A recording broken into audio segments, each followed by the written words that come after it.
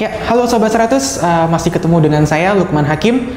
Saat ini kita akan coba membahas soal ujian nasional, soal uji coba ujian nasional untuk SMP di daerah DKI Jakarta khususnya, seperti itu.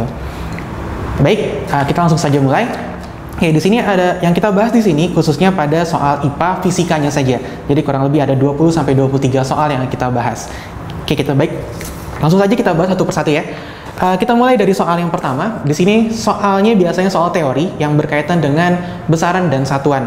Seperti yang Sobat 100 lihat, di nomor 1 ada sebuah penghapus papan tulis memiliki panjang, lebar, tinggi, dan massa.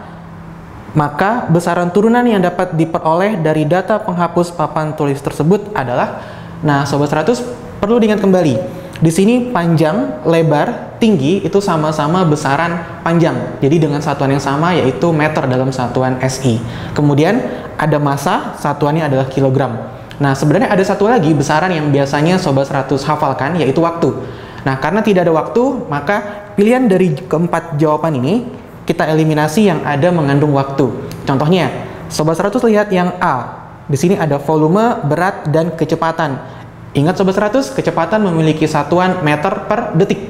Nah, jadi karena di soal tidak ada detik, maka jawaban A kita eliminasi, salah. Kemudian bagaimana dengan yang B? Volume, massa jenis, dan luas. Nah, Sobat 100, di volume itu kan semuanya dari besaran panjang ya. Misalnya kayak volume kubus, sisi kali sisi kali sisi, panjang kali panjang kali panjang. Berarti betul. Kemudian massa jenis. Nah, di massa jenis, kalau Sobat 100 ingat kembali, satuannya adalah kilogram per meter kubik. Jadi tidak ada mengandung detik atau waktu. Dan begitu pula juga jawaban luas. Di sini luas adalah panjang kali lebar. Maka tidak ada detiknya. Maka otomatis pilihan jawaban B lah yang kita pilih. Seperti itu Sobat 100. Jadi paham ya? Untuk soal nomor 1, jawabannya adalah B. Kemudian kita lanjutkan ke nomor 2. Nah, untuk nomor 2 ini Sobat 100 mengenai karakteristik zat. Nah, langkah pertamanya adalah kita akan tuliskan terlebih dahulu atau akan kita tentukan terlebih dahulu bagaimana sih zat nomor 1, nomor 2, dan nomor 3. Nah, di sini perhatikan perubahan wujud zat berikut. Kita akan tuliskan dulu ya. Di sini untuk nomor 2 kita akan tuliskan terlebih dahulu. Di sini ada kotak nomor 1, kotak nomor 2, kemudian nomor 3. Diketahui dari 1 ke 3 prosesnya adalah mengembun. Kemudian dari kotak 2 ke 3 diketahui prosesnya adalah menguap. Nah, di sini kita akan menganalisa dulu kotak 1, 2, 3 zatnya apa sih Sobat 100? Nah, yang pertama adalah dari 1 ke 2, karena prosesnya mengembun. Mengembun itu merupakan proses dari wujud zat gas atau udara ke zat cair. Jadi kita akan dapatkan di sini gas mengembun menuju ke zat cair. Nah, kemudian cair proses menguap di sini berubah kembali menjadi gas. Nah, kemudian kalau kita lanjutkan pertanyaannya, di sini dari skema perubahan wujud zat kedua memiliki sifat. Nah, jadi kita fokusnya sekarang ke zat kedua. Kita lihat kembali Sobat 100, zat kedua yang sudah kita tuliskan adalah zat cair. Nah, ada beberapa poin mengenai zat cair di sini. Sifat-sifatnya yang pertama adalah bentuknya akan berubah. Jadi kalau Sobat 100 punya air nih, yang pertama dimasukkan ke wadah gelas berbentuk tabung misalnya, kemudian dipindahkan ke wadah gas yang berbentuk misalnya lingkaran atau misalnya bola. Nah, maka zat cair tersebut akan mengisi sesuai dengan bentuk wadahnya. Nah, maka bentuknya berubah, namun volumenya tetap. Jadi misal mula-mula di gelas yang berbentuk tabung volumenya adalah 100 ml. Ketika dipindahkan ke dalam bola misalnya yang bentuknya bola, maka volumenya itu akan tetap 100 ml, jadi tidak berubah. Maka untuk zat cair volumenya tetap. Kemudian bisa kita lihat di sini untuk zat cair jarak antar molekulnya cukup renggang mengakibatkan gaya tarik menarik antar partikel itu agak lemah. Oke, jadi tidak sekuat zat padat, tapi tidak sangat lemah dibandingkan zat gas. Jadi di sini untuk zat cair, gaya tarik menarik agak lemah. Nah, Sobat 100, kalau kita lihat kembali di pilihan dari jawaban nomor 2, yang A kita cek kembali, bentuk tetap. Nah, tadi zat cair bentuknya berubah sesuai dengan wadah, berarti yang A kita eliminasi. Yang B, bentuk berubah, oke, cocok. Kemudian volume tetap, sama ya dengan yang kita bahas tadi, untuk zat cair volume tetap. Dan gaya tarik antar partikel kurang kuat atau agak lemah. Nah, berarti berdasarkan jawaban yang B, itu adalah jawaban dari karakteristik zat cair yang kita pilih. Oke, seperti itu Sobat 100. Itu nomor 2. Kita lanjutkan, kita akan lanjutkan ke soal nomor 3. Kita bacakan dulu soalnya. Logam dengan massa 500 gram dan bersuhu 36 derajat Celcius dimasukkan ke dalam air yang massanya 1000 gram. Nah, dengan suhu 40 derajat Celcius. Saat terjadi keseimbangan, suhu akhir 38 derajat Celcius. Nah, diketahui kembali jika kalor jenis air 4200 Joule per kilogram derajat Celcius dan tidak ada kalor yang hilang, maka berapakah kalor jenis logam? Nah, seperti yang Sobat 100 lihat di sini, kasusnya adalah tentang kalor, khususnya di pencampuran, atau kita kenal nanti dengan menggunakan prinsip Azaz-Black. Oke, kita tuliskan terlebih dahulu ya Sobat 100. Oke, ini kita hapus dulu.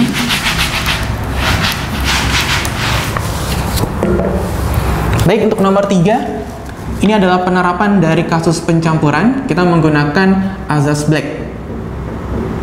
Kuncinya untuk di Azaz-Black di sini, kita menggunakan prinsip kalau kalor yang dilepas oleh suatu zat besarnya akan sama dengan kalor yang diterima oleh zat lain.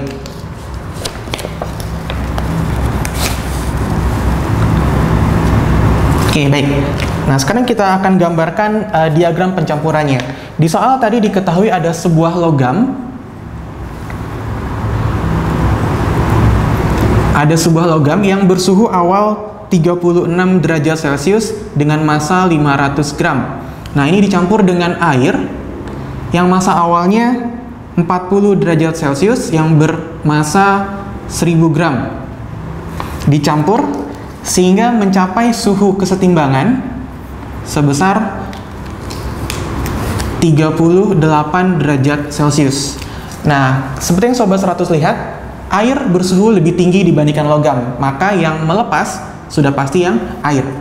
Nah, maka kalau kita lanjutkan persamaan Azaz-Black-nya, untuk Q lepas adalah Q air, yang menerima adalah logamnya. Nah, ingat Sobat 100, persamaan yang akan kita gunakan di kalor ini menggunakan persamaan atau rumus macet. Nah, di sini MC delta T atau macet seperti itu. Oke, untuk logam juga sama, karena mengalami perubahan suhu, rumusnya juga MC dikali delta T. Nah, dari sini Sobat 100, kita bisa langsung masukkan angkanya. Untuk massa, karena keduanya dalam gram, bisa saja Sobat 100 tidak perlu rubah atau konversi ke dalam satuan kilogram. Jadi langsung saja kita masukkan. Untuk massa air, 1000 gram. Nah, di soal diketahui kalor jenis dari air adalah 4200. Jika tidak diketahui di soal, maka Sobat 100 sudah langsung tahu nih harusnya. Karena nilai kalor jenis air ini biasanya sudah sering digunakan, sehingga Sobat 100 harusnya sudah hafal. Oke? Kemudian bagaimana dengan perubahan suhunya? Kita akan gunakan prinsip kalau delta T di sini adalah yang besar dikurangi yang kecil. Jadi kalau misalnya air dari 40 turun ke 38, delta T-nya tetap kita buat 40 dikurang 38. Oke ya? Kemudian untuk massa logamnya diketahui 500 gram. Kita langsung masukkan saja tanpa merubah satuannya. Kemudian dikali C. Nah, Sobat 100, nilai C inilah yang ditanyakan. Jadi berapa sih kalor jenis logam? Delta T-nya untuk logam sama, dari 36 ke 38, selisihnya kita pakai yang besar dikurang yang kecil. Seperti ini Sobat 100. Sampai sini sudah cukup paham ya?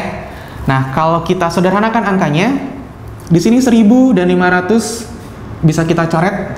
Jadi 500 habis dibagi 500, 1000 dibagi 500, sisanya 2. Kemudian, kalau Sobat 100 lihat, 40 kurang 38 di sini hasilnya 2. 38 kurang 36 di sini hasilnya juga sama, 2. Maka ini bisa kita sederhanakan juga. Jadi sisanya yang di ruas kanan hanya tersisa C, di ruas kiri itu tersisa 2 dikali 4.200. Ya, berapa Sobat 100? 2 kali 4.200, ya hasilnya adalah 8.400. Jadi nolnya kita simpan, kita taruh di belakang.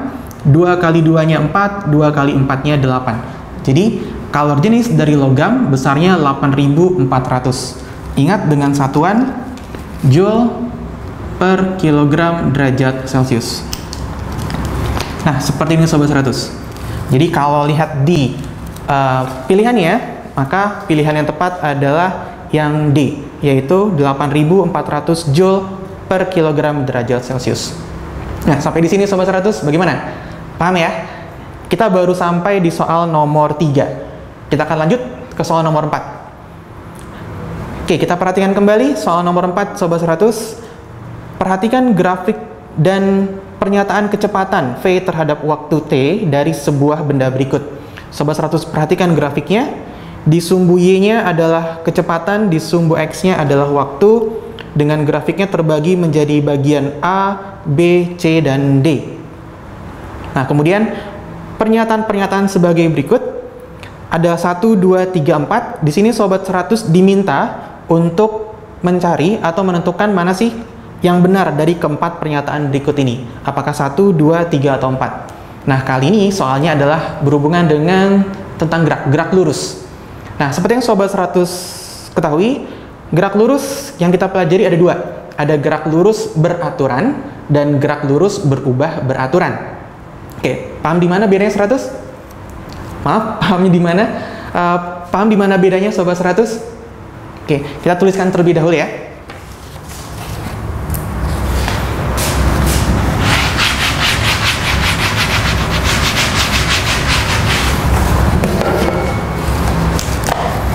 Baik, untuk nomor 4 tentang gerak lurus. Oke. Tadi kakak sebutkan kalau gerak lurus yang kita pelajari ada 2. Ada gerak lurus beraturan, disingkatnya GLB, dan ada gerak lurus berubah beraturan, disingkat dengan GLBB. Oke, kita harus pahami terlebih dahulu di mana sih bedanya. Untuk GLB, Sobat 100 pahami sebuah benda bergerak dengan kecepatan yang tetap. Kalau GLBB bergerak dengan percepatan tetap. Jadi beda ya, untuk GLB kecepatannya yang tetap, tapi untuk GLBB percepatan yang tetap. Nah, kalau di grafik, hubungan antara kecepatan dengan waktu, grafik yang disajikan atau digambarkan berupa garis lurus mendatar.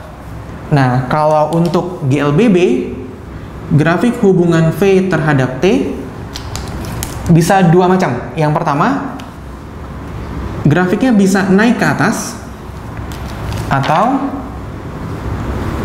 grafiknya bisa turun ke bawah, atau memiliki kemiringan negatif.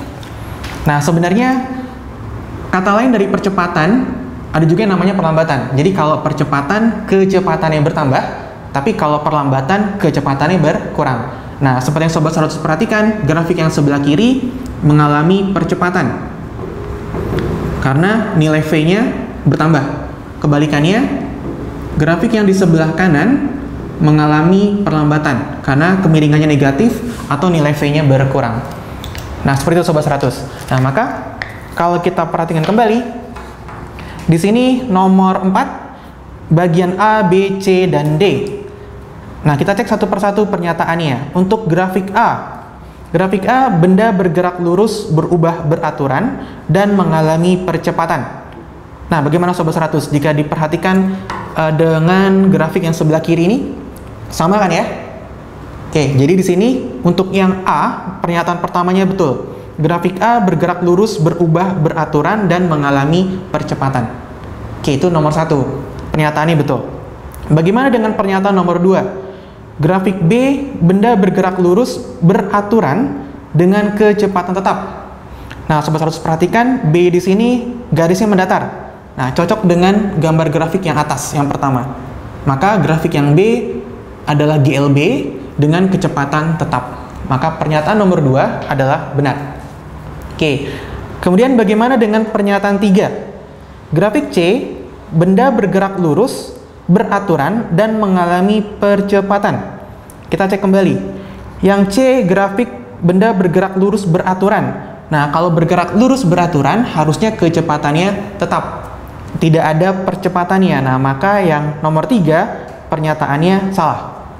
Paham ya Sobat 100? Untuk yang C, disebutnya GLB, tapi percepatan tetap. Harusnya GLB, kecepatannya tetap. Maka pernyataan ketiga salah. Dan yang terakhir nomor 4, grafik D, benda bergerak lurus beraturan dengan perlambatan. Nah, lagi-lagi Sobat 100, di sini bergerak lurus beraturan. Harusnya kalau bergerak lurus beraturan, kecepatannya tetap. Jadi tidak dipengaruhi oleh percepatan maupun perlambatan. Maka pernyataan nomor 4 juga salah. Otomatis jawaban yang benar adalah poin nomor 1 dan poin nomor 2. Oke, itu untuk soal nomor 4 tentang gerak. Bagaimana Sobat 100? Cukup paham ya? Baik, kita akan lanjutkan ke soal nomor 5. Nah, Sobat 100 lihat kembali. Di soal nomor 5, kali ini kita akan berpindah ke materi tentang gaya. Perhatikan gambar berikut. Diberikan sebuah balok, kemudian dikenai gaya, ada 3 gaya di sini, 15 Newton, 10 Newton, dan 20 Newton dengan arah yang berlawanan. Pertanyaannya, apabila balok diberi gaya seperti gambar, percepatan bendanya 2 meter per second kuadrat. Nah, jika di atas balok ditambahkan benda yang masanya 500 gram, dan gesekan antara balok dengan lantai diabaikan, maka berapakah percepatan yang dialami balok tersebut? Jadi ketika ditambahkan masanya, berapakah percepatannya? Nah, seperti itu Sobat 100. Nah, bagaimana ya cara kita kerjakan? Oke, di sini kita akan menggunakan prinsip dari hukum Newton yang kedua tentang percepatan. Kita tuliskan terlebih dahulu.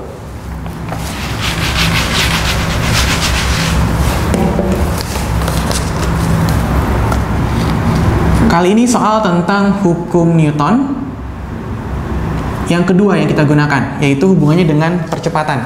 Nah, Sobat 100 ingat kembali, bunyinya adalah jumlah gaya yang bekerja sama dengan massa dikali percepatan. Oke, jadi gaya-gaya yang bekerja pada suatu benda besarnya sebanding dengan massa dikali percepatan benda tersebut. Nah, diilustrasikan tadi ada benda dikenai 3 gaya. Ada gaya ke kiri sebesar 15 Newton, ke kanan sebesar 10 Newton, 20 Newton, dan ada gaya ke kiri juga sebesar 10 Newton. Ada 3 gaya. Kemudian ada keterangan di sini gesekan diabaikan, maka lantainya licin. Nah, ada 2 kondisi Sobat 100. Yang pertama, disebutkan jika gaya yang dikerjakan seperti gambar ini menghasilkan percepatan yang besarnya 2 meter per second kuadrat. Seperti itu. Nah, kondisi kedua, ketika balok di atas ini ditambahkan balok lain yang bermassa 500 gram. Oke, ditanyakan kembali berapa percepatannya. Jadi kondisi pertama percepatannya sebesar 2. Kondisi kedua ditanyakan kembali, berapa nih besar percepatannya kalau ditambahkan massa 500 gram. Nah, kalau kita kerjakan dari belakang nih Sobat 100, di kondisi kedua, dengan aplikasi hukum Newton yang kedua, sigma F M kali A. Nah, di soal gaya-gaya yang bekerjanya tidak dirubah, alias sama dengan kondisi pertama, maka dapat kita hitung seperti ini. Ingat, sigma F atau resultan gaya yang searah akan kita jumlahkan. Yang berlawanan akan kita selisihkan. Jadi di sini nilai 15 akan ditambah dengan 10 karena searah, tapi dikurang dengan 20 Newton karena arahnya berlawanan. Sama dengan, nah untuk di kondisi kedua, massa yang digunakan bukan hanya 500, tapi adalah ditambahkan dengan massa sebelumnya juga. Jadi kalau di sini adalah massa kedua, kita perlu cari terlebih dahulu bagaimana besar massa yang pertama. Jadi di sini kita akan mentok di nilai M1-nya.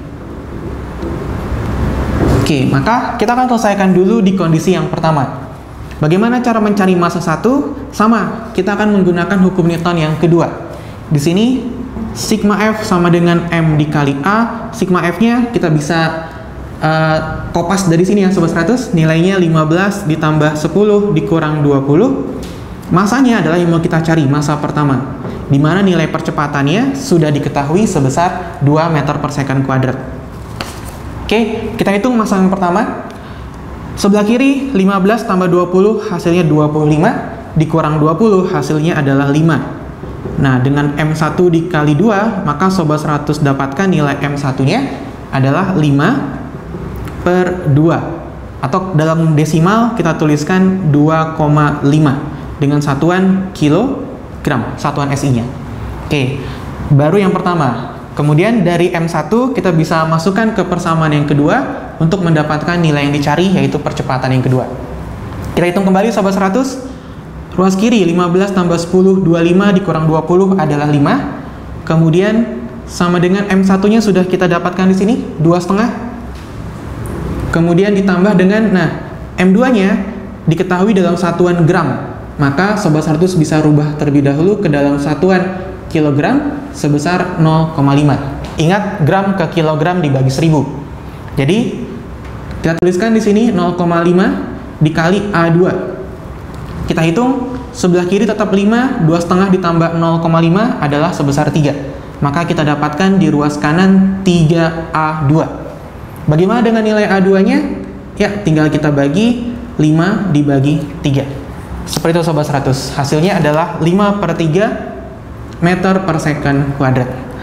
Dalam pecahan, jika ditanya dalam desimalnya, hasilnya adalah sebesar 1,67 meter per second kuadrat. Jadi ini kalau dibagi sebenarnya tidak habis 1,6666. Nah, maka Sobat 100 bisa bulatkan menjadi 2 angka di belakang koma, 1,67 meter per second kuadrat. Nah, jadi Sobat 100, kalau kembali ke soalnya, pilihan A, B, C, dan D, jawabannya adalah yang B, 1,67 meter per second kuadrat. Nah, bagaimana Sobat 100? Soal nomor 5 ini berkaitan dengan hukum Newton yang kedua. Paham ya? Oke. Kita baru masuk ke soal berikutnya, yaitu soal nomor 6. Baik, untuk soal nomor 6, perhatikan gambarnya kembali. Di soal dituliskan, perhatikan gambar dan pernyataan berikut yang melukiskan lintasan gerak sebuah bola yang dilemparkan oleh seorang anak.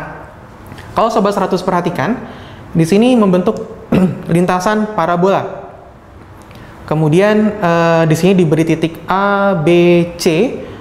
Kemudian berdasarkan lintasan bola tersebut, kesimpulannya adalah yang pertama, gerakan bola dari A ke B, energi potensialnya bertambah karena kecepatannya bertambah.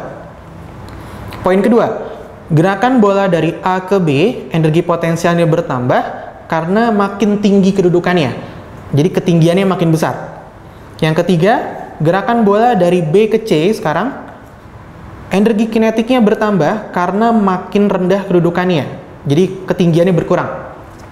Yang poin keempat, gerakan bola dari B ke C, energi kinetiknya bertambah karena makin besar kecepatannya. Nah, dari keempat pernyataan tersebut, manakah pernyataan yang benar? Oke, pilihannya ada 1, 2, 1, 3, 2, 3, dan 2 dan 4. Seperti itu Sobat 100. Oke, baik. Nah, ini soalnya berkaitan dengan energi. Dalam kasus ini kita bisa gunakan hukum kekekalan energi.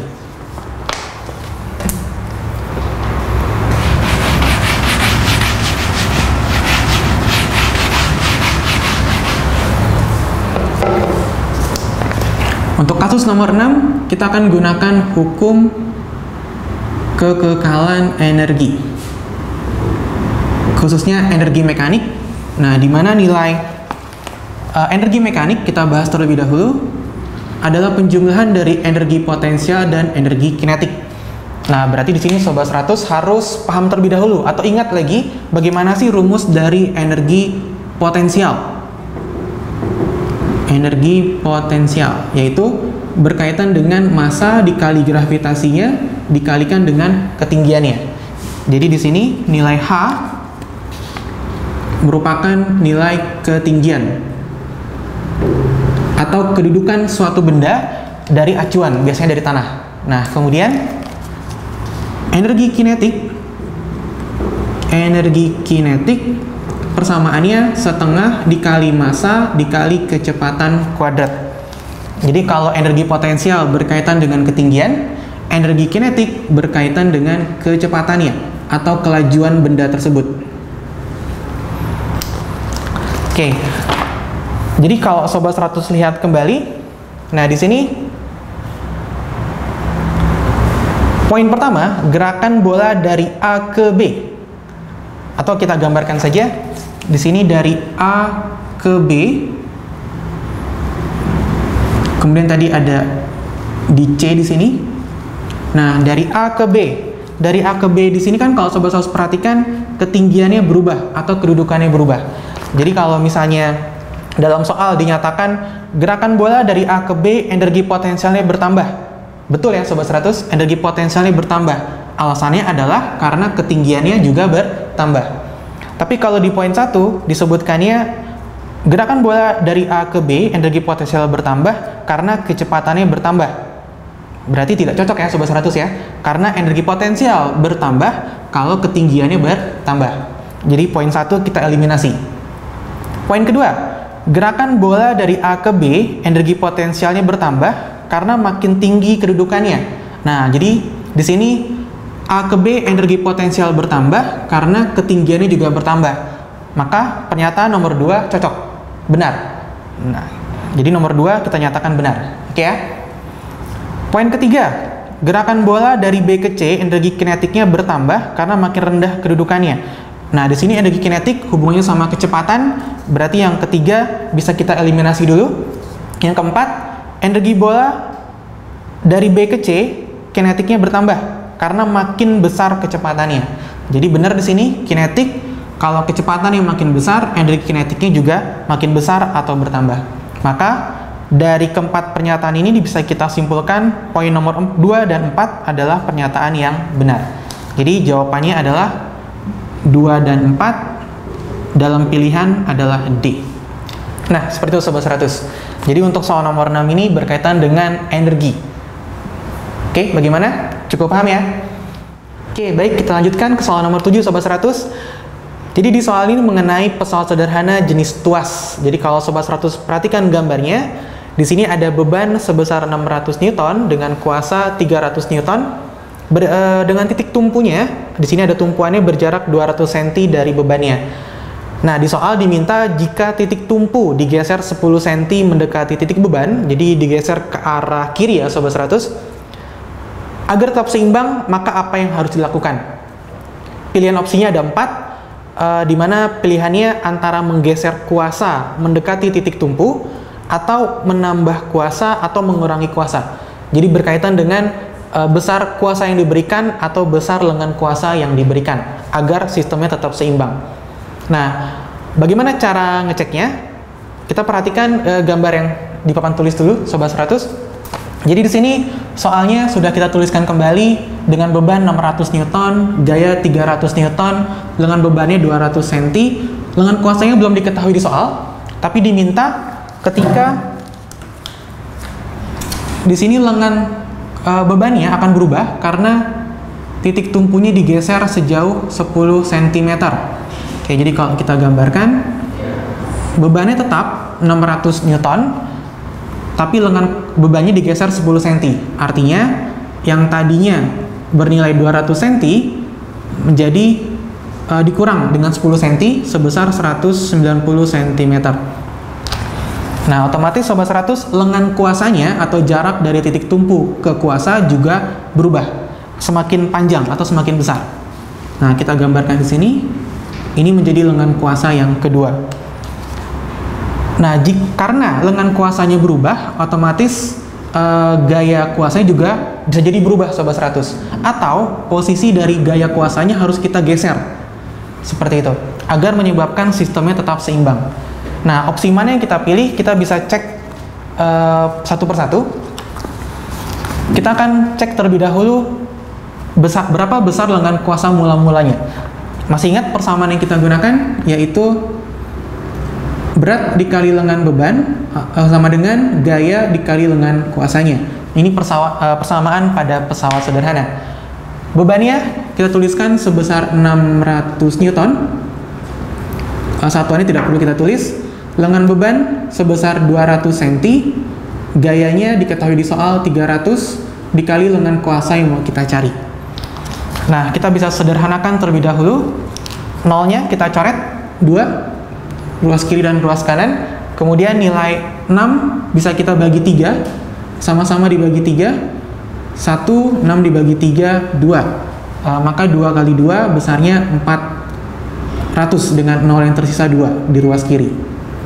Nah, maka kita dapatkan lengan kuasa yang pertama itu sebesar 400 cm. Nah, kemudian ketika Sobat 100 lihat di kondisi yang kedua, lengan kuasanya akan bertambah sebesar 10 cm. Jadi di sini kita tuliskan 410 cm.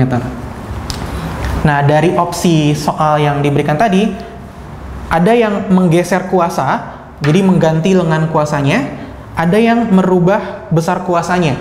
Jadi ada dua pilihan di situ. Nah, kita akan cek satu persatu bagaimana kalau besar kuasanya yang dirubah. Berapa sih nilai besar kuasanya sehingga menyebabkan pesawat sederhana ini atau tuas ini tetap seimbang. Jadi kita akan mengganti berapa nilai F-nya. Oke, kita bisa cek dengan seperti ini. Opsi yang pertama, kita akan merubah nilai F kuasanya. Rumusnya tetap sama, rumus tuas, beban dikali lengan beban sama dengan gaya dikali lengan kuasanya. Karena kita mau merubah gaya kuasanya, kita akan masukkan nilai yang sudah diketahui. Nilai W tetap 600, lengan bebannya adalah lengan beban yang sudah digeser, jadi sebesar 190. Kemudian gaya kuasa yang kita mau cari, lengan kuasanya adalah lengan kuasa yang sudah digeser. Jadi untuk gambar kedua, di sini besarnya 410 cm. Nah, kemudian berapa sih nilai F aksennya? Kita coba hitung. Di sini bisa kita sederhanakan, nolnya sama-sama dicoret. Jadi tersisa sebelah kanan 41, ruas kiri 600 dikali 19. Nah, ini kita hitung. Di sini 6 kali 19, 6 kali 9, 54, nyimpen 5. 6 kali 1, 6 ditambah 5 jadi 114. Nolnya kita masukkan. Kemudian sama dengan 41 F aksen. Maka nilai F aksennya adalah 114 atau 11.400 dibagi 41.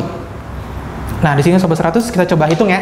Kita coba hitung dengan kalkulator.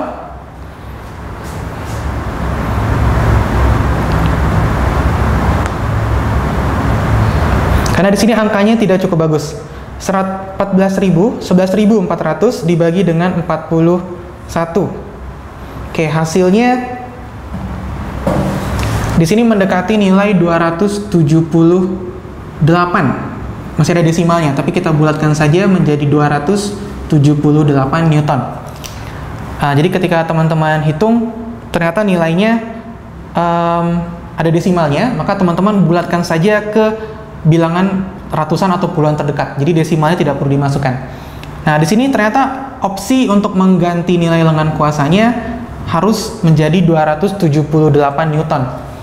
Kalau Sobat 100 perhatikan, di soal yang nomor 7 tadi, pilihan C dan D itu mengganti nilai kuasa menambah menjadi 350 atau mengurangi kuasa menjadi 120. Nah, dibandingkan sama nilai F aksen yang sudah kita hitung, ternyata keduanya tidak tepat. Harusnya kalau mengganti nilai kuasanya harus sebesar 278 Newton. Nah, seperti Sobat 100. Nah, maka kita akan mencari opsi kedua kalau kita geser kuasanya sejauh bisa 10 cm atau sejauh 20 cm mendekati titik tumpu. Alias kita ingin cari dulu berapa sih besar lengan kuasanya kalau nilai gaya kuasanya kita geser ke arah kiri. Oke, opsi kedua kita akan hitung besar lengan kuasanya. Kita pakai gambar yang kedua. Tadinya lengan kuasanya berada di ujung di sini. Nah, kita mau cari kalau lengan kuasanya atau gaya kuasanya kita geser, kita misalkan kita geser sejauh X. Nah, berapa sih nilai X-nya biar sistemnya akan tetap seimbang? Nah, kalau Sobat 100 lihat di sini, maka lengan kuasanya yang baru, kita bikin LK double aksen, di sini akan menjadi selisih antara lengan kuasa yang sudah digeser tadi sebesar 410 dikurangi dengan nilai X-nya. Jadi bisa terlihat di sini Sobat 100 ya. Di sini nilai LK-nya, kemudian kita geser kuasanya ke kiri, jadi menjadi nilai LK yang baru digeser sejauh X. Jadi di sini kita dapatkan 410 dikurangi X, itu menjadi lengan kuasa yang akan kita pakai nilainya. Nah, di sini besar kuasanya tetap sebesar 300 Newton. Kita masukkan ke persamaan yang sama. W dikali LB sama dengan F dikali LK. Kita mau cari LK-nya. W-nya tetap sebesar 600, LB aksennya sebesar 190, F-nya kita tetapkan, kita tidak ganti besarnya, tetap 300. Nah, LK aksennya yang mau kita cari terlebih dahulu. Kita hitung sama-sama. Nilai nolnya bisa kita coret 2, kemudian sama-sama dibagi 3, di ruas kanan tersisa 1, di ruas kiri tersisa 2. Kalau Sobat 100 hitung, 2 kali 19 besarnya adalah 38. Jadi nilai LK double aksennya sebesar 380 dengan satuan cm. Ini baru LK double aksen yang Sobat 100. Kita mau cari nilai X-nya. Kita tuliskan kembali. LK-nya tadi 410 dikurang X. LK double aksennya sudah kita hitung sebesar 380. Nah, maka nilai X-nya pindah ruas ke kiri jadi positif. 410 tetap, 380 pindah ke kanan menjadi 380 minus 380. Kalau dikurangi 41 dikurangi 38 besarnya adalah 30 cm. Nah, seperti itu Sobat 100. Jadi kalau kita memilih opsi yang menggeser lengan kuasanya, menggeser gaya kuasanya, maka harus digeser mendekati titik tumpu sebesar 30 cm. Ini untuk opsi yang kedua kalau kita menggeser gaya kuasanya. Nah, ternyata Sobat 100, di pilihan nomor 7, A, B, C, dan D, itu tidak ada yang cocok, tidak ada yang tepat.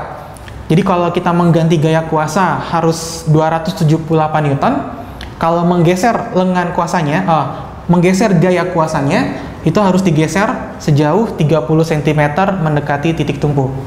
Maka jawaban A, menggeser kuasa sejauh 10 cm kurang tepat. Yang B, menggeser kuasa sejauh 20 cm juga kurang tepat.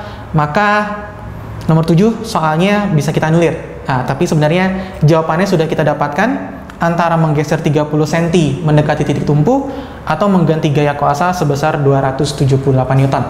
Nah, seperti itu Sobat 100. Yang perlu diperhatikan adalah logika soal nomor 7 ini. Sobat 100 harus mencari berapa sih gaya kuasanya kalau diganti, atau berapa sih lengan kuasanya jika gaya kuasanya digeser. Jadi opsinya 2 itu. Nah, ingat kembali persamaan yang digunakan adalah tuas berat dikali lengan beban sama dengan gaya kuasa dikali lengan kuasanya. Oke, seperti itu ya Sobat 100, soal nomor 7 tentang pesawat sederhana. Oke ya. Nah, kita akan lanjutkan ke soal nomor 8. Nah, nomor 8 di sini mengenai gaya Archimedes atau gaya apung. Jadi kalau dibacakan soalnya, sebutir telur tenggelam seperti gambar berikut. Oke, apabila keadaan sebelumnya di dalam airnya ditambahkan garam dapur, kemudian larut di dalamnya, maka yang terjadi dengan telur tersebut adalah, nah Sobat 100, di sini kita menggunakan konsep gaya apung atau gaya Archimedes, di mana kita punya 3 syarat benda apakah akan melayang, tenggelam, atau terapung. Kita tuliskan terlebih dahulu syaratnya.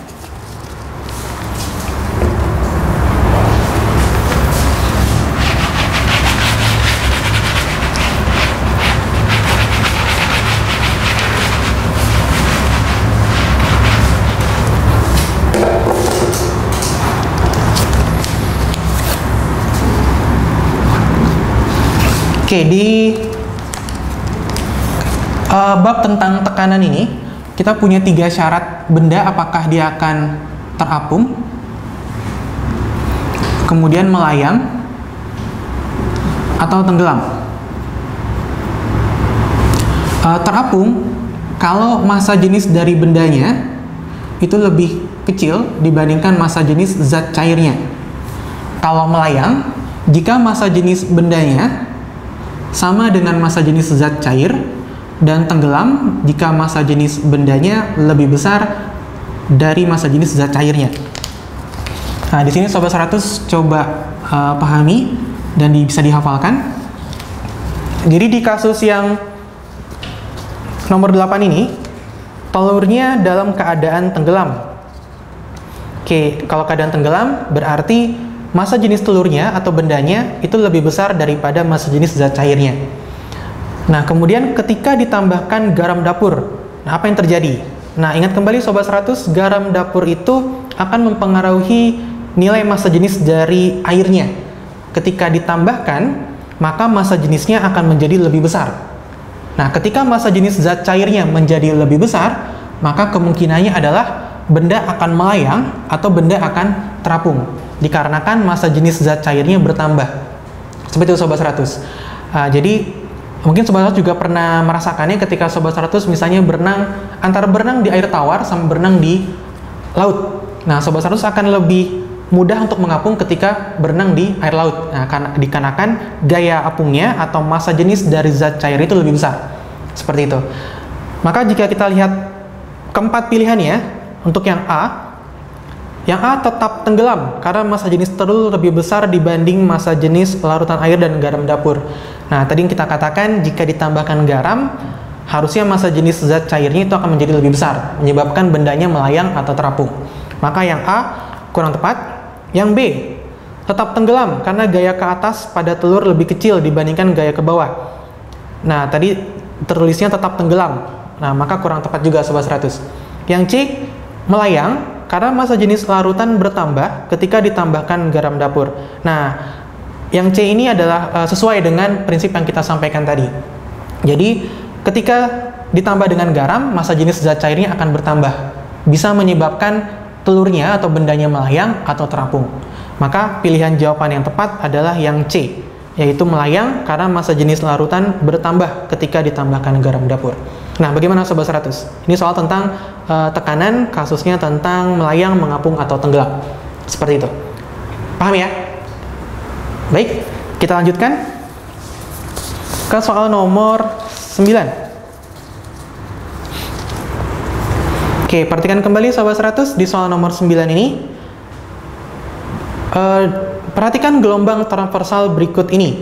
Jadi diketahui sebuah gambar gelombang dengan sumbu vertikalnya, simpangan, sumbu X-nya berupa jarak. Apabila periode gelombang 0,3 second, maka besar cepat rambat gelombang adalah. Nah, soal ini cukup mudah Sobat 100, di mana Sobat 100 harus mendapatkan data-data dari gambar yang sudah disediakan. Ini kaitannya tentang cepat rambat gelombang. Kita gambarkan terlebih dahulu gelombangnya. Untuk soal nomor 9.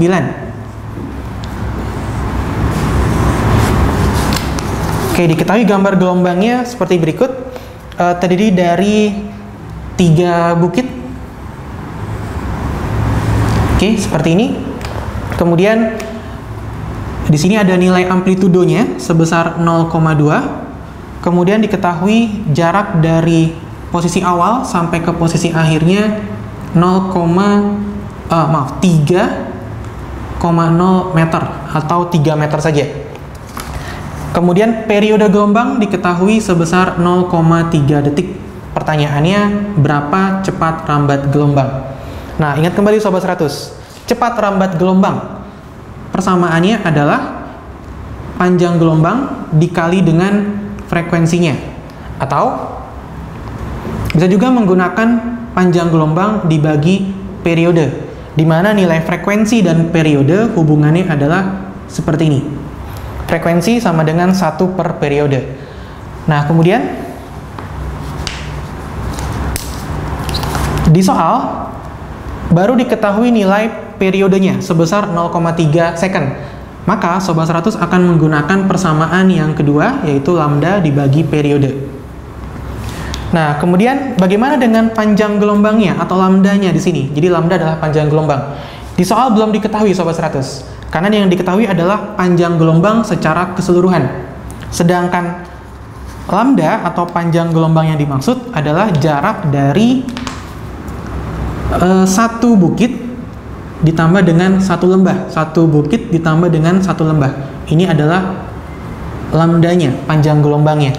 Nah, di sini diketahui ada berapa gelombang Sobat 100? Jadi kalau satu gelombang, satu bukit, satu lembah, di sini ada 1, 2 setengah gelombang. Jadi diketahui di soal ternyata ada 2 setengah gelombang. Nah, di mana panjangnya adalah 3 meter. Maka dari kalimat ini Sobat 100 bisa cari berapa sih nilai panjang gelombangnya, yaitu sebesar 3 dibagi 2,5. Nah, cara menghitungnya yang mudah adalah Sobat 100 rubah desimal di sini menjadi bentuk pecahan. Ingat kembali, 2,5 bisa dirubah menjadi bentuk 5/2. Nah, 3 dibagi 5/2 itu sama dengan 3 dikali 2/5. Jadi, pembaginya di sini bisa dibalik, dikali menjadi 2/5. Kalau dikalikan, 3 kali 2, 6 dibagi 5. Nah, agar lebih mudah, biarkan saja Sobat 100 dalam bentuk pecahan. Jadi panjang gelombangnya 6/5 meter. Kalau sudah, kita balikan ke rumus kecepatan. V sama dengan lambda dibagi periode. Lambdanya sudah dapat nih, 6/5, periodenya sebesar 0,3 second. Jadi kalau kita masukkan angkanya, sama dengan lambda 6/5 dibagi periodenya 0,3.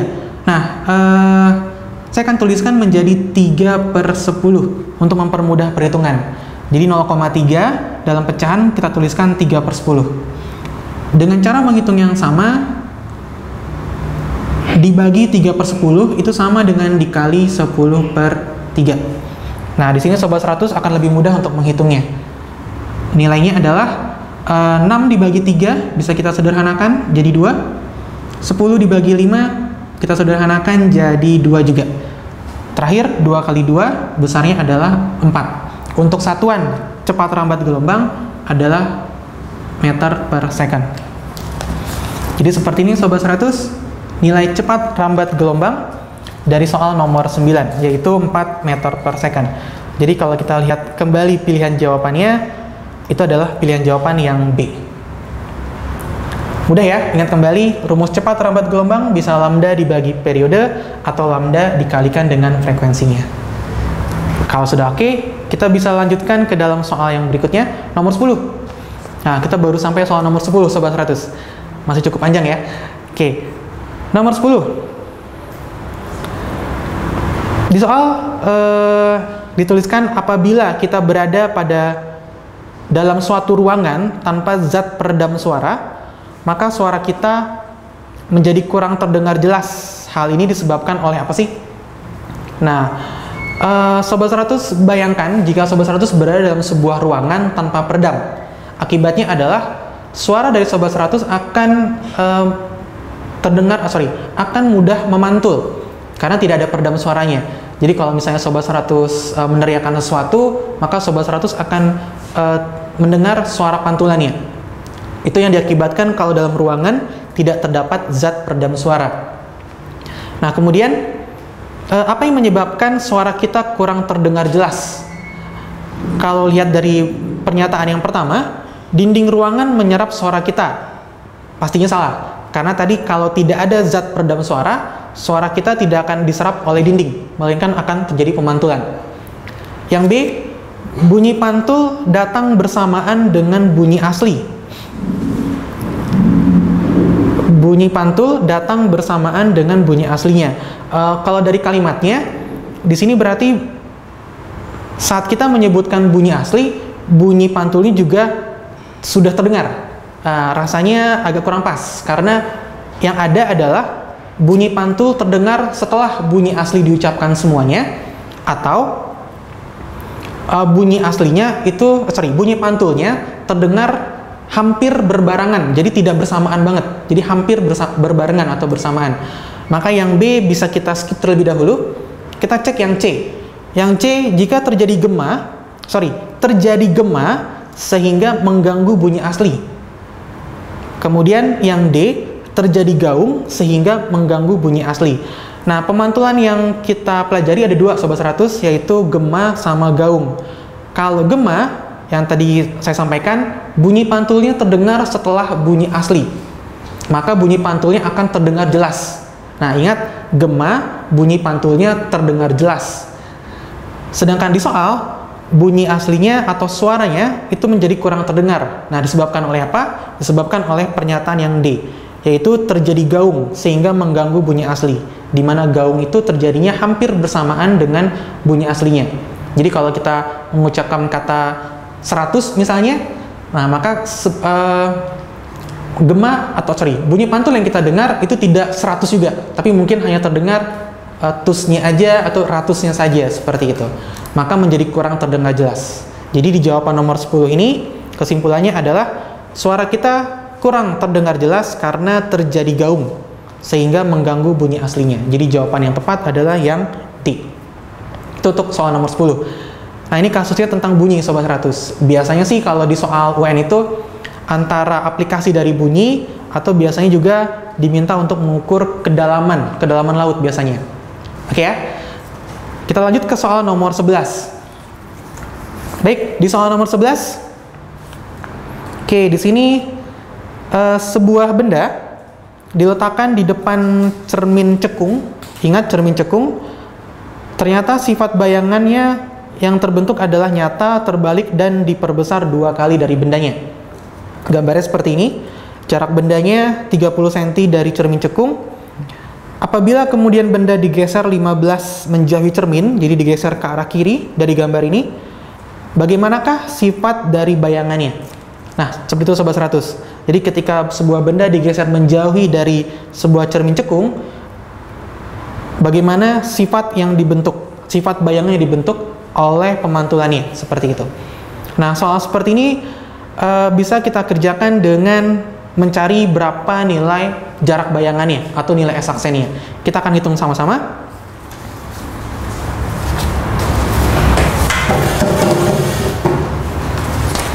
Oke, di sini nomor 11. Kita gambarkan terlebih dahulu soalnya. Kondisi pertama, sebuah cermin cekung. Kemudian ada sebuah benda diletakkan sejauh 30 cm. Nah, untuk jarak benda kita simbolkan dengan S Sobat 100. Karena nanti akan kita rubah kondisi gambarnya, maka ini kita sebutkan sebagai nilai S1, seperti ini. Kemudian, untuk mencari S aksen, maka kita perlu yang namanya jarak fokusnya Sobat 100. Karena di soal tidak diketahui, maka kita akan cari terlebih dahulu jarak fokus dari cermin cekungnya. Nah, bagaimana caranya? Ingat kembali, kita punya persamaan seperfokus seper S ditambah seper S aksen. Jadi hubungan antara fokus, jarak benda, dan jarak bayangannya. Nah, di soal hanya diketahui jarak bendanya saja. Bagaimana dengan jarak bayangannya? Nah, ternyata secara tersirat di sini diketahui juga bayangannya diperbesar 2 kali dari bendanya. Jadi ada nilai perbesaran sebesar 2, di mana perbesaran dirumuskan dengan jarak bayangan dibagi dengan jarak bendanya. Jadi dari persamaan ini kita bisa tuliskan nilai S aksennya, atau kita masukkan terlebih dahulu nilai S-nya sebesar 30. Jadi di sini S aksen dibagi 30. Nah, kalau kita kali silang, 30 dikali 2 besarnya adalah 60 cm. Nah, ini untuk jarak bayangannya. Yang pertama, untuk kondisi yang pertama. Nah, seperti ini. Maka sudah lengkap, kita bisa hitung berapa nilai fokusnya. Kita hitung sama-sama. 1 per fokus sama dengan 1 per S yang pertama diketahui 30, ditambah 1 per bayangannya berjarak 60 cm. Kita samakan penyebutnya ya Sobat 100. 30 dan 60 kita samakan menjadi 60. Yang sebelah kanan sudah sama, kita tuliskan saja 1. Sebelah kiri agar menjadi 60, berarti kita kali 2. Jadi yang atas kita kalikan dengan 2. Hasilnya 3/60, 1 per fokus. Maka bisa kita tuliskan fokusnya adalah 60/3 atau sama dengan 20 cm. Kita baru dapat nilai fokusnya Sobat 100. Nah, berikutnya di soal dikatakan jika benda digeser 15 menjauhi cermin, jadi jarak bendanya akan semakin besar. Nah, gambarnya akan kita rubah seperti ini. Sudah diketahui fokusnya sebesar 20 cm. Jadi di sini jarak fokusnya 20 cm. Nah, saya gambarkan terlebih dahulu. Bendanya mula-mula berjarak 30 cm seperti ini. Kemudian digeser. Nah, ini digeser sejauh 15 cm menjauhi cermin. Sehingga di sini menjadi benda yang baru. Nah, sehingga jarak bendanya berubah menjadi 30 ditambah 15. Oke, berarti nilainya 45 cm. Nah, ini adalah jarak benda yang baru. Paham ya Sobat 100? Sehingga untuk mencari sifat bayangan, kita bisa gunakan cara menghitung. Kembali kita menghitung dengan menggunakan persamaan yang sama, 1 fokus tambah 1 S ditambah 1 S aksen. Untuk kondisi yang kedua. Jadi di sini kita hitung 1 fokus, 1 S ditambah 1 per S aksen. Fokusnya sudah dihitung 1/20. 1 S-nya untuk yang kedua berubah menjadi 45. Kita akan cari berapa nilai S aksennya. Untuk menghitung ini, kita biarkan 1 S aksennya di ruas kanan, 1/45-nya kita pindahkan menjadi minus 1/45. Oke, di sini kita samakan lagi penyebutnya. 20 dan 45 lebih dekat, nilai KPK-nya sebesar 90. Oke, yang mudahnya kita kalikan saja Sobat 100 ya. 20 dikali 45 itu 900. Kemudian 900 dibagi 20 itu 45 dikali 1 tetap 45. 900 dibagi 45 20. Nah, di sini berarti kita dapatkan nilainya 45 kurang 20 adalah 25. 900 tetap.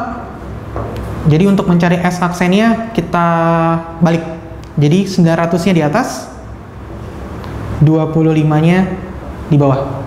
Nah, ingat lagi Sobat 100, di sini 900 itu kan 9 kali 100 ya. Nah, kalau 100 dibagi 25 itu kan hasilnya 4. Nah, jadi sisanya tinggal 4 dikali 9 adalah 36 cm. Nah, hasil yang kita dapatkan sebesar 36 cm bernilai positif. Nah, kenapa di sini kita tuliskan positifnya? Karena kita punya keterangan seperti ini. Jika nilai bayangannya, jarak bayangannya positif, maka sifat bayangannya adalah nyata. Namun, kalau bernilai negatif, sifat bayangannya adalah maya. Nah, seperti itu. Dan biasanya untuk satu cermin, nyata itu temannya terbalik. Untuk maya, temannya tegak. Jadi kalau nyata biasanya terbalik, kalau maya biasanya tegak. Nah, kemudian bagaimana dengan diperbesar, diperkecilnya? Sobat 100 bisa lihat dari nilai M. Sudah kita tuliskan tadi rumusnya, M itu perbandingan jarak bayangan dibagi jarak bendanya. Jadi kalau S yang kedua, S2 aksen dibagi S2. S2 aksennya 36. S2-nya tadi sudah kita masukkan di sini, atau dari gambar 45. Nah, ini bisa kita perkecil sama-sama dibagi 9. Di sini hasilnya adalah 4/5. Nah, 4/5 kali itu kan kurang dari 1 ya Sobat 100. Berarti kalau dia kurang dari 1, dia diperkecil. Jadi kalau kita ulangi, jarak bayangannya bernilai positif, berarti sifatnya adalah nyata dan terbalik. Perbesarannya kurang dari 1, berarti dia diperkecil. Nah, maka jawabannya, sifat bayangannya menjadi nyata, terbalik, dan diperkecil. Oke, seperti ini Sobat 100. Nilai M-nya kurang dari 1, diperkecil, S aksennya positif, nyata, dan terbalik. Berarti dari jawabannya, di sini pilihan yang tepat adalah yang B, yaitu nyata, terbalik, dan diperkecil. Oke ya, jadi urut-urutannya adalah dimulai dari mencari fokusnya terlebih dahulu, kemudian baru kita tentukan S aksennya. Ingat kembali yang di sebelah kanan ini, kalau S aksen positif, nyata, terbalik, S aksen negatif, maya, dan tegap. Oke ya, baik. Kemudian nanti kita akan teruskan soal nomor 12-nya.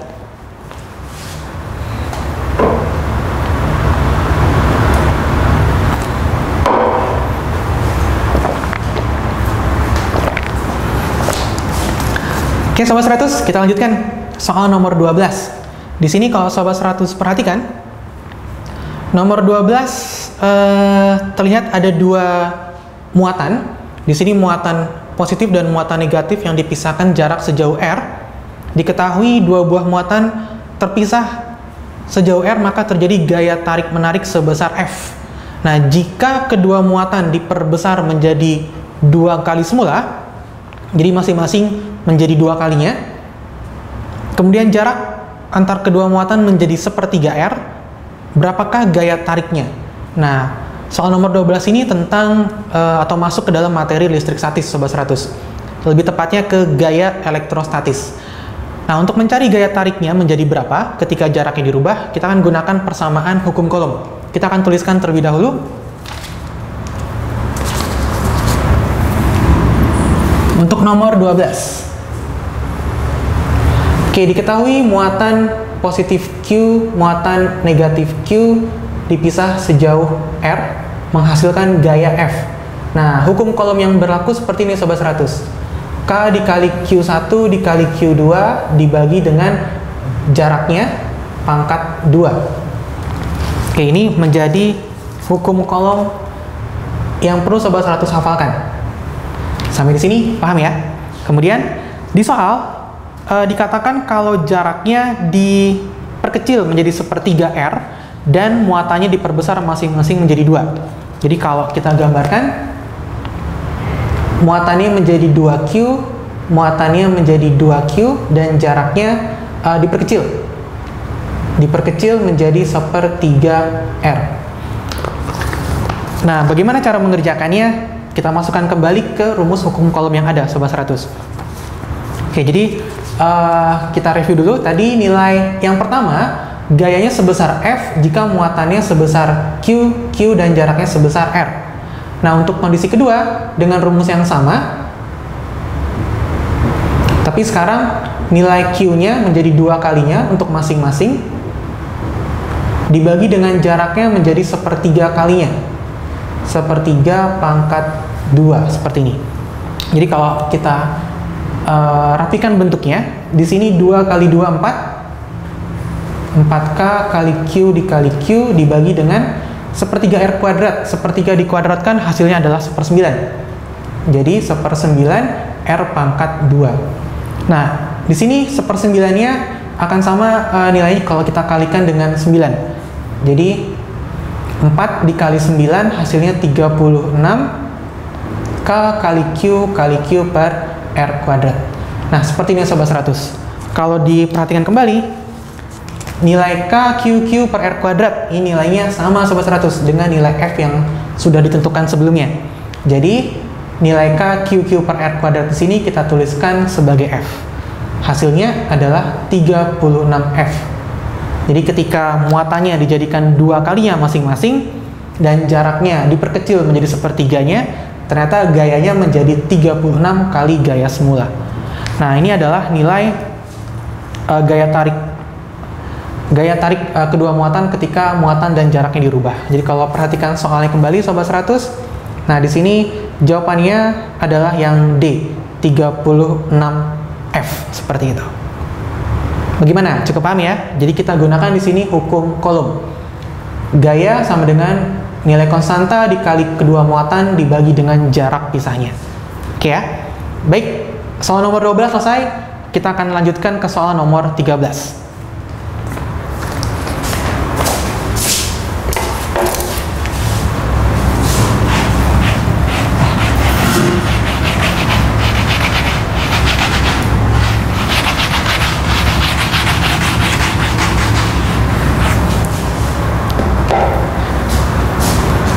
Oke, baik.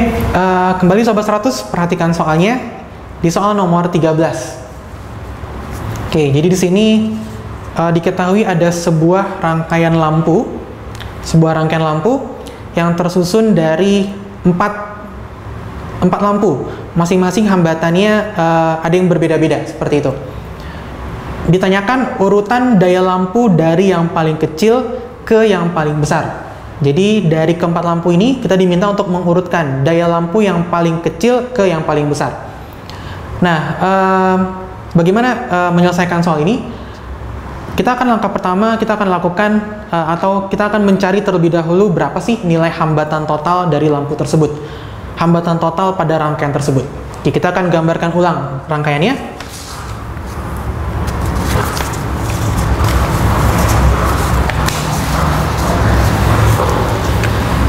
Untuk nomor 13, ada dua lampu yang dipasang secara paralel, kemudian dua lampu lainnya dipasang secara seri.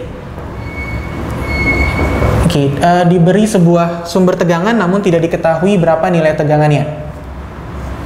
Kita tuliskan di sini lampu ketiga 15 ohm, lampu keempat 10 ohm, lampu pertama 30 ohm, lampu kedua 10 ohm. Oke, yang ditanya adalah urutan daya lampunya dari paling kecil ke paling besar.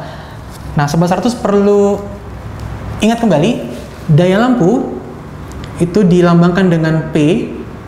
Kita bisa cari nilainya dengan menggunakan persamaan kuat arus pangkat 2 dikali hambatannya. Seperti ini. I kuadrat dikali dengan R-nya. Oke, kenapa kita menggunakan nilai kuat arus? Sebenarnya bisa saja menggunakan tegangannya, tapi dari bentuk rangkaian yang diberikan akan lebih mudah kalau kita menganalisa dengan kuat arusnya, seperti itu. Nah, kita akan mulai satu persatu. Karena lampu ketiga dan keempat itu besarnya, dirangkai seri, maka nilai kuat arus yang mengalir pada rangkaian 3 lampu ketiga akan sama dengan kuat arus yang mengalir pada lampu keempat.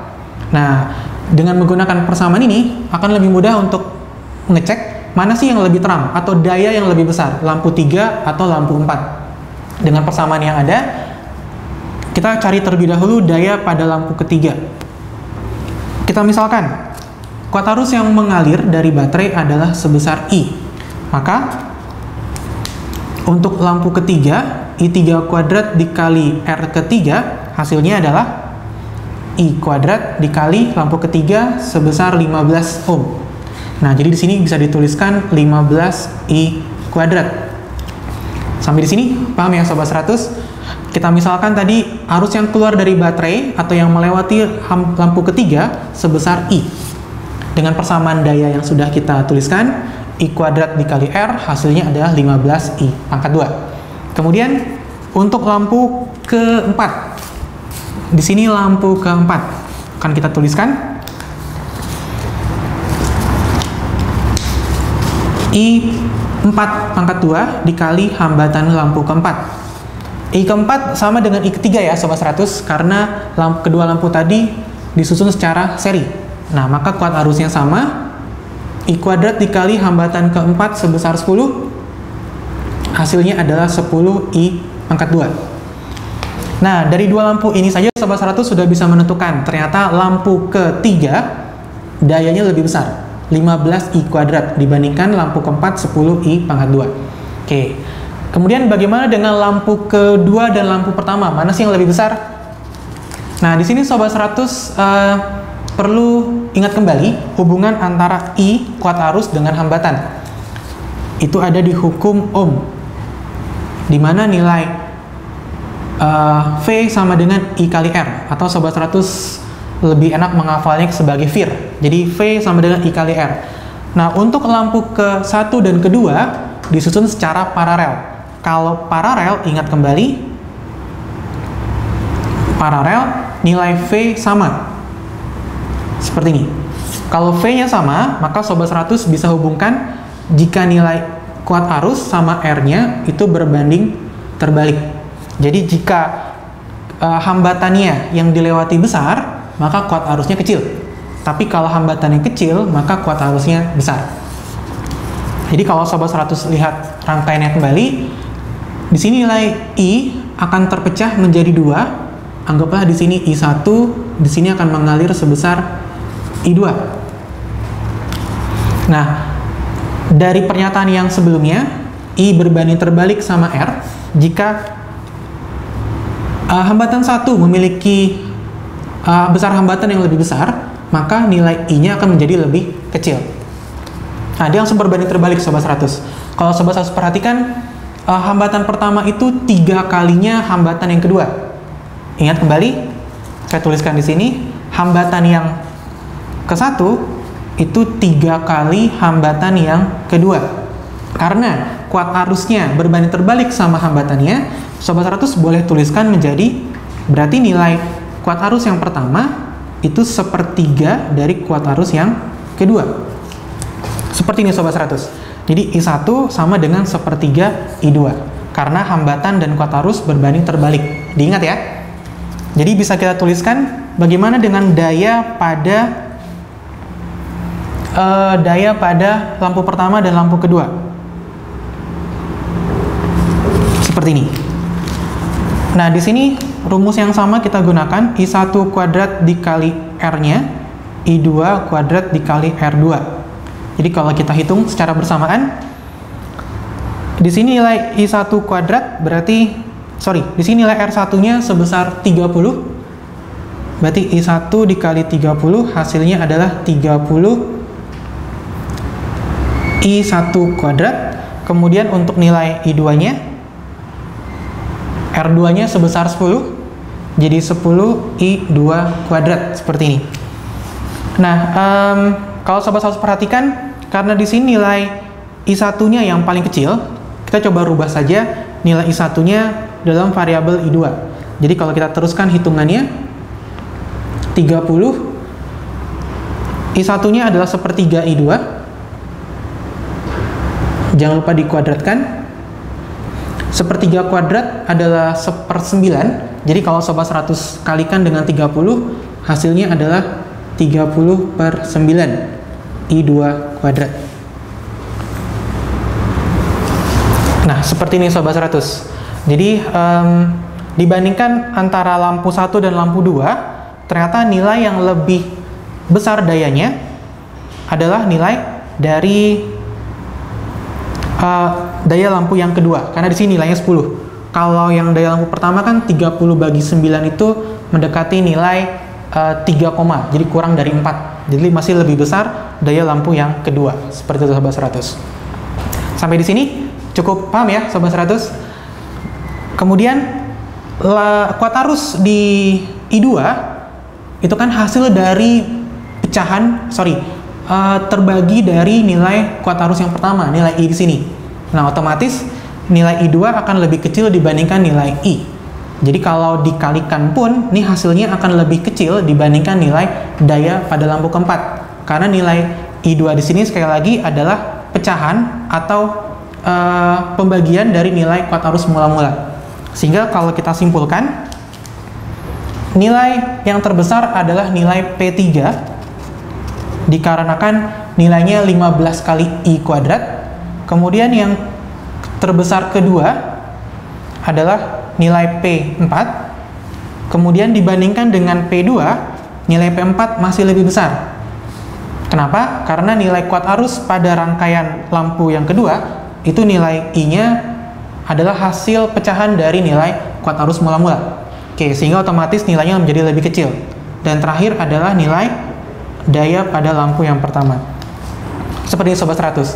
Jadi kesimpulannya, lampu ketiga itu lebih besar dibandingkan lampu keempat, lebih besar daripada lampu kedua, lebih besar dari lampu pertama. Nah, kalau perhatikan soalnya kembali, ternyata di sini ditanyakan adalah urutan daya dari lampu yang paling kecil ke lampu yang paling besar. Berarti nilai lampu yang pertama itu adalah lampu dengan daya paling kecil. Jadi urutannya menjadi 1, 2, 4, dan 3. Kalau lihat dari pilihan soalnya, 1, 2, 4, 3 adalah pilihan yang B. Seperti itu Sobat 100. Bagaimana? Cukup paham ya? Nah, jadi kalau mengenai atau mencari urutan daya lampu yang terbesar atau dari kecil ke besar, Sobat 100 harus hitung satu persatu. Kenapa? Karena hambatan yang digunakan itu berbeda-beda, tidak identik, tidak sama. Jadi memang caranya cukup panjang. Tadi sebagai penjelas saja, di sini kenapa nilai P4 dan P2-nya lebih besar P4? Padahal angkanya sama-sama 10, di sini 10i, di sini 10i kuadrat, dikarenakan nilai I2-nya itu lebih kecil daripada I. Karena nilai I2 di sini itu hasil, sekali lagi hasil pembagian dari nilai I1-nya. Di sini nilai I1. Nilai I-nya. Jadi nilai I2 pasti lebih kecil daripada nilai I1. Oke ya, Sobat 100? Sampai sini cukup paham? Jadi untuk mencari urutan daya, Sobat 100 harus cari satu persatu nilai dayanya dari rumus I kuadrat dikali R. Itu untuk soal nomor 13.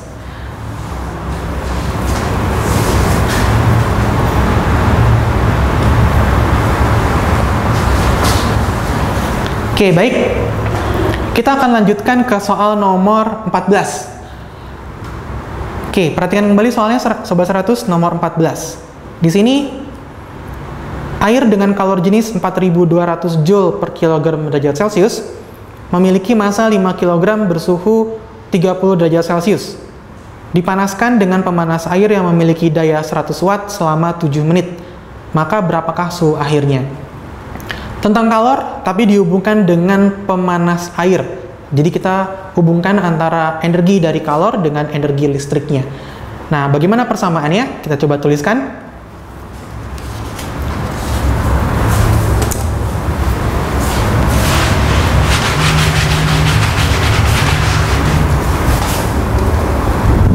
Oke, nomor 14 Sobat 100. Tadi soalnya hubungan antara energi kalor dengan energi listrik tentang pemanas air. Oke, diketahui di soal air dengan kalor jenis air sebesar 4200 Joule per kilogram derajat Celcius, kemudian diketahui masanya sebesar 5 kg. Sudah dalam kilogram, tidak usah kita konversi lagi.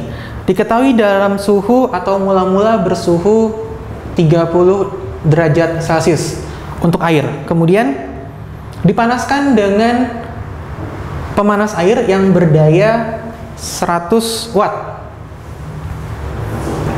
Diketahui dipanaskan selama 7 menit. Seperti ini Sobat 100. Nah, karena satuannya di sini dalam menit, maka perlu kita konversi dahulu ke dalam satuan second atau detik. Dari menit ke detik kita kalikan dengan 60. Jadi waktu memanaskan airnya sebesar 420 second. 7 kali 60 420. Sampai di sini cukup paham ya Sobat 100? Kita lanjutkan. Yang ditanya adalah suhu akhirnya. Nah, ingat kembali hubungan energi kalor dengan energi listrik. Karena di soal pemanasnya tidak memiliki efisiensi, maka kita bisa tuliskan jika energi listrik yang diberikan sama besarnya dengan energi kalor yang digunakan. Jadi W sama dengan Q. Untuk W-nya, energi listrik, karena diketahui daya dengan waktunya, maka bisa kita gunakan P dikali T. Untuk Q-nya, karena hubungan dengan perubahan suhu, maka kita akan cari dengan rumus macet atau MC kali delta T. Nah, yang ditanyakan sebenarnya suhu akhirnya nih Sobat 100. Tapi kita akan cari terlebih dahulu berapa perubahan suhunya. Oke, kita hitung sama-sama. Angkanya kita masukkan, P-nya 100. Waktunya harus yang dalam second, 420. Massa 5 kg. Massa kalor jenis air sebesar 4200 dikali perubahan suhunya. Nah, bagaimana cara kita menghitung dengan lebih cepat? Kita bagi terlebih dahulu. Di sini 4200 dengan 420. Bisa kita coret ya, Sobat 100. Sisanya adalah 10. Nah, ini angka 10-nya, 0-nya bisa kita coret. Jadi sisanya di ruas kiri 10 sama dengan 5 kali delta T. 10 bagi 5 hasilnya adalah 2. Maka kita dapatkan delta T-nya atau perubahan suhunya sebesar 2 derajat Celcius. Tapi belum selesai Sobat 100, karena yang ditanya adalah Yang ditanyakan adalah berapa nilai, di sini kita cek kembali hitungannya. Masanya benar ya, 5 kg, kalori jenisnya 4200, kemudian tadi waktunya 7 menit, yang artinya 7 kali 60, 420 second. Oke, sudah pas. Kita hitung kembali di sini tadi, waktunya 420, dayanya 100. Oke, baik. Di sini sudah benar ya, Sobat 100 ya. Tadi sudah kita sederhanakan ya. Oke, kita lanjutkan. Di sini delta T-nya sebesar 2 derajat Celcius. Cukup kecil. Oke, kita cek kembali. 4210.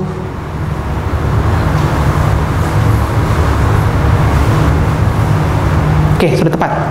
Nah, kemudian kita hitung berapa suhu akhirnya. Suhu akhirnya berarti adalah suhu mula-mula ditambahkan dengan perubahan suhunya atau kenaikan suhunya. Jadi di sini sebesar suhu mula-mulanya 30 derajat Celcius ditambah 2 derajat Celcius. Hasilnya adalah 32 derajat Celcius. Nah, ini adalah suhu akhirnya Sobat 100. Jadi ini adalah suhu akhir yang tercapai setelah air sebesar 5 kg dipanaskan selama 7 menit atau selama 420 detik, yaitu sebesar 32 derajat Celcius. Seperti itu Sobat 100. Jadi ingat kembali, kita menggunakan hubungan energi listrik dengan energi kalor. Kalau tidak ada efisiensinya, maka Sobat 100 bisa langsung menuliskan W sama dengan Q. Oke, sampai di sini cukup paham ya? Masih di soal nomor 14, kita akan lanjutkan ke soal nomor 15. Nah, kali ini Sobat 100 soal teori kembali. Di sini yang berhubungan dengan medan magnet pada elektromagnet, nomor 15. Oke, teorinya adalah medan magnet pada elektromagnet itu berhubungan dengan kuat arus yang dialirkan pada kumparan dan seberapa banyak lilitan atau kumparan yang digunakan. Nah, soal di sini adalah perhatikan beberapa pernyataan berikut. Pertama, memperbesar diameter kawat. Kedua, memperpanjang kumparan kawat. Ketiga, memperbesar kuat arus listrik. Keempat, menambah jumlah lilitan. Dari keempat upaya di atas, upaya yang benar untuk memperkuat medan magnet pada elektromagnet adalah nomor. Nah, di awal tadi sudah saya sampaikan, jika medan magnet pada elektromagnet itu hanya dihubungkan dengan kuat arus dan jumlah lilitan.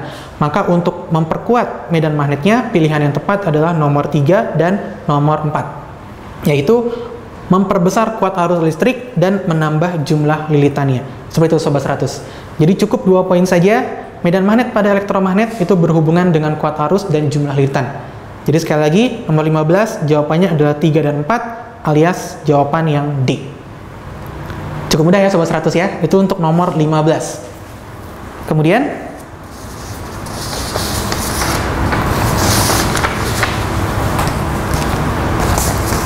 oke, kita masih ada 2 nomor lagi Sobat 100 di fisika IPA yang akan kita bahas. Soal nomor 16. Nah, lihat kembali soal nomor 16. Percobaan dengan trafo atau transformator didapat hasilnya sebagai berikut. NP, lilitan primer, IP, kuat arus primer, VP, tegangan primer, NS, lilitan sekunder, IS, lilitan sekunder, kuat arus sekunder, VS adalah tegangan sekunder. Jadi perhatikan tabelnya.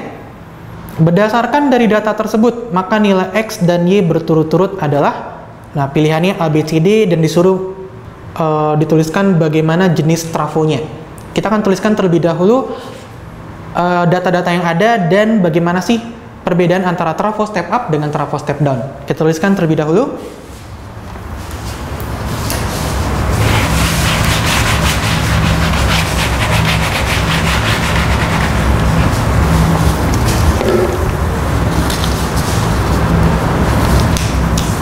Untuk soal nomor 16 tentang trafo. Nah, kita review kembali Sobat 100. Trafo ada 2 jenis yang dipelajari, yaitu ada trafo step up dan ada trafo step down. Cara mudahnya adalah Step up itu berarti meningkatkan tegangan. Jadi ketika nilai V sekundernya lebih besar dibandingkan V primer, maka disebut dengan trafo step up. Tapi jika tegangan sekundernya kurang dari tegangan primer, berarti disebutnya trafo step down. Jadi Sobat 100 bisa lihat jenis trafonya dari nilai tegangannya. Oke. Kemudian di soal kita tuliskan kembali datanya lilitan primer sebesar 500, kuat arus primer sebesar 6 mA. Kemudian tegangan primernya yang dicari X, kemudian lilitan sekundernya 200, kuat arus sekundernya Y yang dicari, dan tegangan sekundernya 3 volt. 3 volt seperti ini. Yang dicari X, Y, dan bagaimana jenis trafonya. Nah, ingat kembali Sobat 100, rumus di trafo. Kita punya hubungan antara lilitan primer berbanding lilitan sekunder harus sama dengan tegangan primer dibagi tegangan sekunder, dan sama dengan, nah di sini hati-hati, IS berbanding IP. Jadi kalau NP sama VP-nya berbanding lurus, dengan kuat arusnya berbanding terbalik. Nah, ini perlu Sobat 100 hafalkan.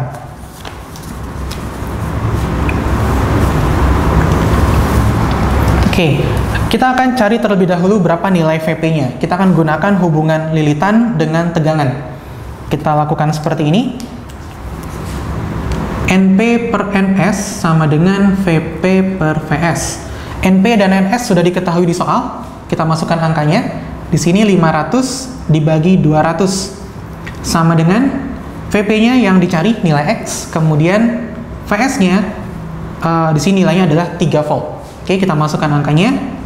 Kemudian kita bisa sederhanakan, nolnya bisa kita coret. Jadi tersisa 5/2 sama dengan X per 3. Langkah berikutnya, 3-nya kita kali silang ke atas. 3 kali 5 sebesar 15. Jadi bisa kita tuliskan X 15/2. Sampai di sini paham ya Sobat 100 ya? Jadi nilai 15 ini kita dapatkan karena kita kali silang antara 3 dengan 5-nya. 15/2 kita rubah ke dalam bentuk desimal sebesar 7,5 dengan satuan volt. Kita baru dapat nilai X-nya 7,5. Nah, sebenarnya dari sini Sobat 100 sudah bisa menentukan bagaimana jenis trafonya, step up atau step down.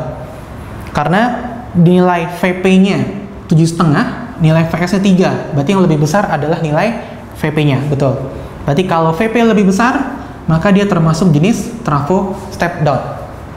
Nah, sebenarnya Sobat 100 tanpa menghitung V-nya, sebenarnya ada nilai lain yang bisa Sobat 100 pakai untuk menentukan jenis trafo, yaitu dari lilitannya sebenarnya. Kalau lilitannya menjadi lebih sedikit, berarti dia step down. Kalau menjadi lebih banyak, berarti dia step up. Oke ya? Jadi kita sudah dapatkan nilai X-nya, dan kita sudah dapatkan jenisnya, yaitu trafo step down. Kemudian bagaimana dengan nilai Y, nilai kuat arusnya? Kita bisa gunakan hubungan antara tegangan di sini dengan kuat arus. Atau boleh juga sebenarnya antara lilitan dengan kuat arusnya. Kita gunakan yang lebih mudah hitungannya, yaitu dengan lilitan. Kita tuliskan di sini NP per NS sama dengan IS per IP. NP per NS tadi sudah diketahui angkanya 500/200, ini ya sama seperti itu. Kemudian nilai IS-nya yang dicari Y per IP. IP-nya diketahui sebesar 6 mA. Kita tuliskan angkanya 6. Nah, sama seperti sebelumnya, nolnya 2 kita coret. Kemudian di sini ada 6 sama 2 kita sederhanakan, sama-sama dibagi 2. 2 dibagi 2 1, 6 dibagi 2 adalah 3. Kalau sudah, kita kalikan silang. 3 kali 5 yaitu 15. Jadi Sobat 100 dapatkan nilai Y-nya sama dengan 15. Karena satuan IP-nya tadi dalam miliampere, maka nilai IS-nya juga dalam miliampere. Sampai di sini Sobat 100, kita sudah dapatkan nilai X 7,5 volt, Y 15 mA, dan jenis trafonya adalah trafo step down. Berarti dari pilihan jawaban yang ada, kita bisa pilih yaitu jawaban yang B. Jadi X-nya 7,5 volt, kuat arusnya 15 mA, dan jenis trafonya adalah trafo step down. Nah, sampai di sini Sobat 100, bagaimana? Sudah cukup paham kan ya? Ini baru sampai nomor 16, dan kita akan bahas satu nomor terakhir di fisika IPA, yaitu di nomor 17. Kita bahas di sini nomor 17. Pada setiap tanggal 21 Juni sampai 23 September, belahan utara bumi mengalami musim panas, sedangkan belahan selatan bumi mengalami musim dingin. Nah, peristiwa ini merupakan akibat atau disebabkan adanya A. Rotasi bumi, rotasi bulan, C. Revolusi bumi, D. Revolusi bulan. Nah, Sobat 100, adanya perbedaan musim itu sebenarnya kata kunci dari peristiwa revolusi bumi, yaitu peristiwa bumi mengelilingi matahari. Jadi kalau ada kata-kata perbedaan musim atau perubahan musim, itu sebenarnya sudah mencerminkan akibat dari peristiwa revolusi bumi. Nah, Sobat 100, jadi pilihan yang tepat adalah yang C. Jadi soal ini cukup mudah, di mana kata kuncinya perubahan musim. Nah, kalau berhubungan dengan perbedaan siang dan malam, nah kalau itu adalah akibat dari rotasi bumi. Nah, jadi kalau sekali lagi untuk perubahan musim itu sudah langsung menunjukkan adanya peristiwa revolusi bumi. Jadi cukup mudah ya Sobat 100, dan untuk peristiwa lainnya dari revolusi bumi atau akibat-akibat lainnya dari revolusi bumi maupun rotasi bumi, Sobat 100 perlu pelajari kembali, hafalkan kembali. Karena di soal UN sebelum-sebelumnya ada beberapa ada bentuk soal yang Sobat 100 harus menghafal atau mengetahui apa saja sih akibat-akibat dari rotasi bumi dan apa saja sih akibat-akibat dari revolusi bumi. Nah, seperti itu Sobat 100, kita sudah sampai di soal ke-17, soal terakhir dari pembahasan fisika IPA untuk ujian kedua DKI Jakarta. Nah, bagaimana Sobat 100? Sudah cukup paham kan ya? Nah, seperti itu Sobat 100, kalau sudah paham, jangan lupa Sobat 100 untuk like dan subscribe dari video ini, karena video ini jangan lupa like dan subscribe dari video ini Sobat 100. Semoga video ini bisa membuat Sobat 100 lebih paham, lebih mudah lagi dalam mengerjakan, dan membuat lebih percaya diri dalam menyelesaikan soal-soal ujian nasional nantinya, seperti itu. Gimana Sobat 100? Sampai di sini. Terima kasih. Nama saya Lukman Hakim. Sekali lagi, jangan lupa like dan subscribe channel 100 Institute. Oke, terima kasih.